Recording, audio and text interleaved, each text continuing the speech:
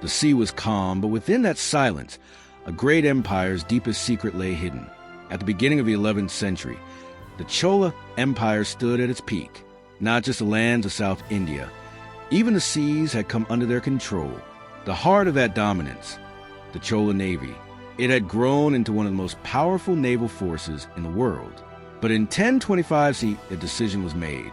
That decision was never announced to the outside world.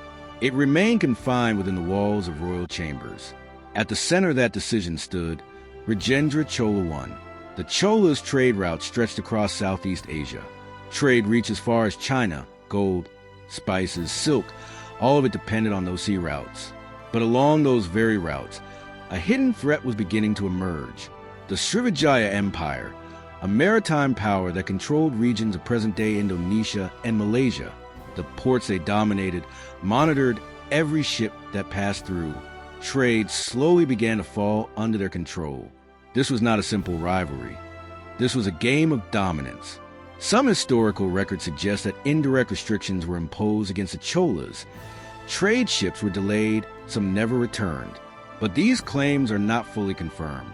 That is the dark side of the story. In this situation, Rajendra Chola made an extraordinary decision. He did not declare war. He issued no warning. He waited in silence. Then, one night, through the sea, a massive fleet began to move. Hundreds of ships, thousands of warriors, without officially crossing any nation's borders, they advanced in secrecy. Their target was clear, but it was never revealed. This journey was far from ordinary.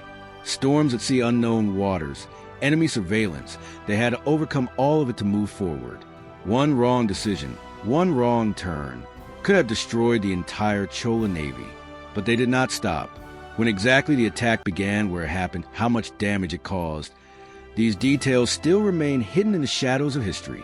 But one thing is certain, that one secret naval operation became a moment that could permanently alter the balance of trade in Southeast Asia.